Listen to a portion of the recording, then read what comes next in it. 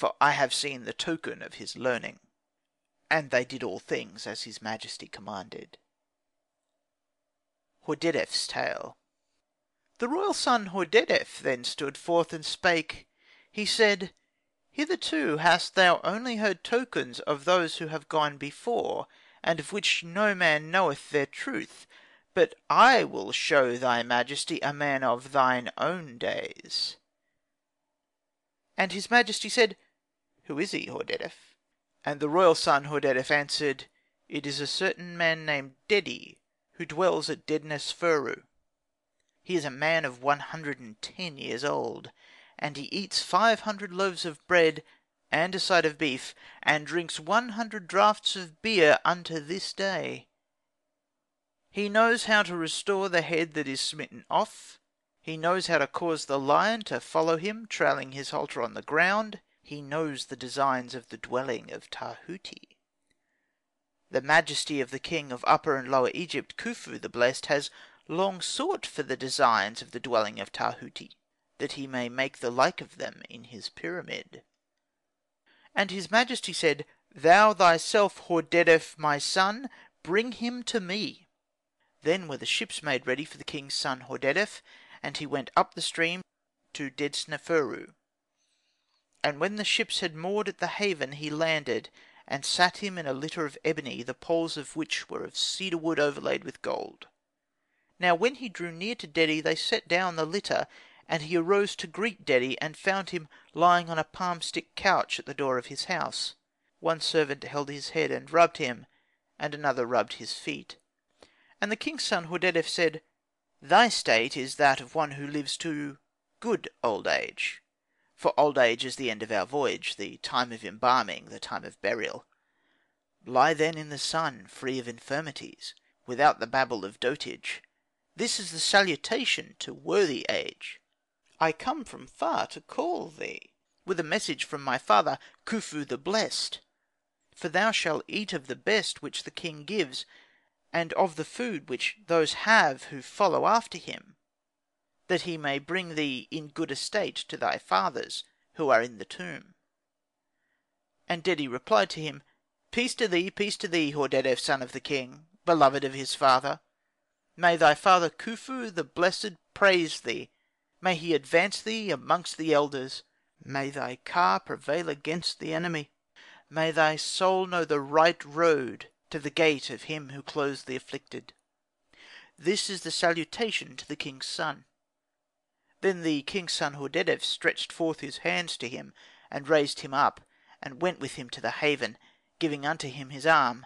Then said Dedi, Let there be given me a boat, to bring me my youths and my books. And they made ready for him 2 boats with their rowers. And Dedi went down the river in the barge, in which was the king's son Hordedef. And when he had reached the palace, the king's son Hordedef entered in to give account unto his majesty the king of Upper and Lower Egypt. Then said the king's son Hordedef, O king, life, wealth, and health, my lord, I have brought Dedi. His majesty replied, Bring him to me speedily. And his majesty went into the hall of columns of Pharaoh, life, wealth, and health. And Dedi was led before him, and his majesty said, Wherefore is it, Dedi, that I have not yet seen thee?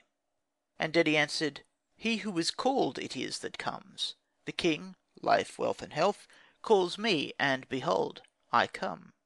And his majesty said, Is it true that which men say, that thou canst restore the head which is smitten off? And Dedi replied, Truly I know that, O king, life, wealth, and health, my lord. And his majesty said, Let one bring me a prisoner who is in prison, that his punishment may be fulfilled. And Dedi said, Let it not be a man, O king, my lord. Behold, we do not even thus to our cattle. And a duck was brought unto him, and its head was cut off. And the duck was laid on the west side of the hall, and its head on the east side of the hall. And Dedi spake his magic speech. And the duck fluttered along the ground, and its head came likewise. And when it had come part to part, the duck stood, and quacked. And they brought likewise a goose before him, and he did even so unto it. His majesty caused an ox to be brought, and its head cast on the ground, and Dedi spake his magic speech, and the ox stood upright behind him, and followed him with his halter trailing on the ground. And King Khufu said, And is it true what is said, that thou knowest the number of the designs of the dwelling of Tahuti? And Dedi replied, Pardon me, I know not their number, O king, life, wealth, and health, but I know where they are. And his majesty said, Where is that? And Dedi replied, There is a chest of whetstone in a chamber named the Plan Room in Heliopolis. They are in this chest. And Dedi said further unto him, O king, life, wealth, and health, my lord, it is not I that is to bring them to thee. And his majesty said, Who then is it that shall bring them to me? And Dedi answered to him, It is the eldest of the 3 children who are in the body of Rud didet, who shall bring them to thee. And his majesty said, Would that it may be as thou sayest. And who is this Rud didet? And Dedi replied, She is the wife of a priest of Ra, lord of Sakhebu. And she has conceived these 3 sons of Ra, lord of Sakhebu, and the god has promised her that they shall fulfil this noble office of reigning over all this land, and that the eldest of them shall be high priest in Heliopolis.